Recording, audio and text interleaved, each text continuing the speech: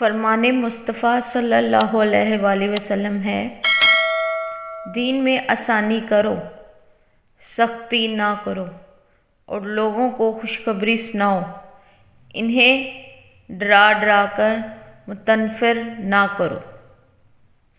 Channel को subscribe कर दें, शेयर कर दें, बेल को ऑन कर दें, लाइक भी कर दें और कमेंट्स भी कीजिएगा आपको जो वीडियो चाहिए हो।